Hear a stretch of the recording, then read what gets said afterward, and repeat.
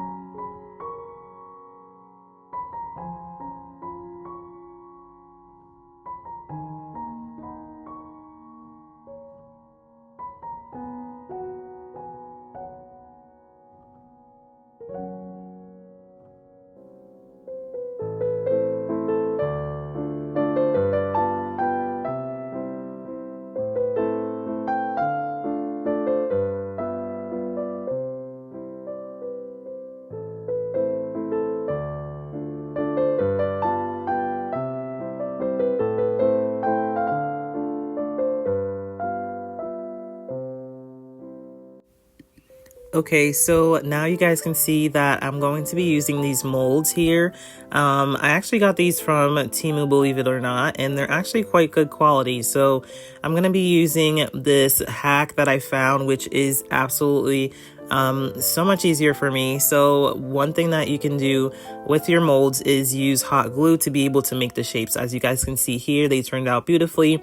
All you have to do is paint them. So I love this hack that I found online, which is super easy to do. You just squeeze your hot glue into the molds, wait for it to dry for a couple of seconds, and then it just pops out right out into the shape that you want it to. So this works with any type of mold that you are using, so I absolutely love this technique.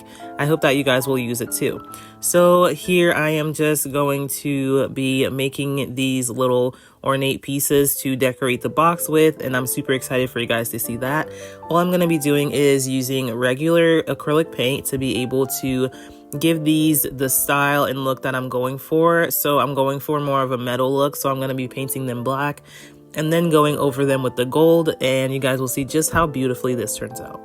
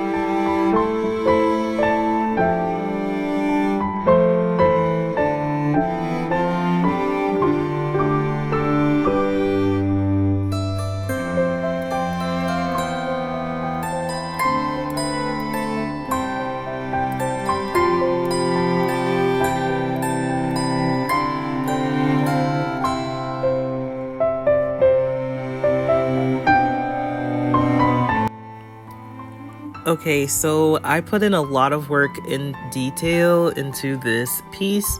I really fell in love with this style of decoration.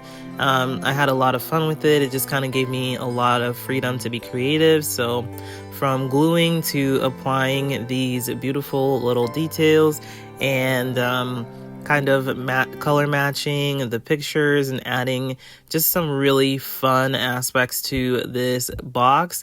I really fell in love with it. So far, I added this top to the lid so that you can open the box, which is really nice. I really love it. I just kind of left the inside the way that it is so that I can put in any trinkets or any candies or anything like that. But I absolutely fell in love with the outside of it. I went along with my glove and just dabbed some silver to the sides of it, and I just think that this is super cute. So you guys can definitely do whatever idea that you want to. I think that this is just such a really fun way to make some handmade crafts for the season. So right now, what you guys are going to see me working on is the top of the lid. So I want to add just some really fun details to the top, and then I'm also going to add some glitter. But first, I'm going to try to like color match the snow, because I didn't really like the silver that I had going on the edge. So I'm going to take my art acrylic paint set and I'm going to just try to color match and figure out what I can add on top of this lid.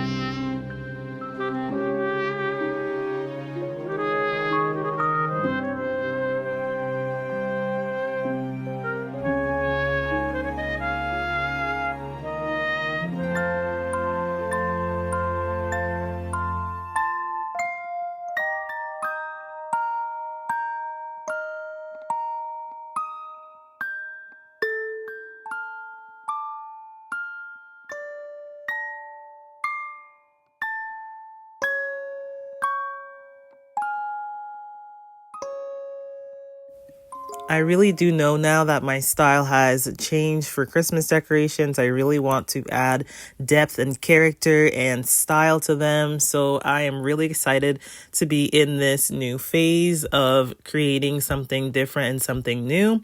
So if you guys love this video, definitely leave a thumbs up. It is definitely free to be able to leave a like for all of this work that we put into all of these beautiful crafts.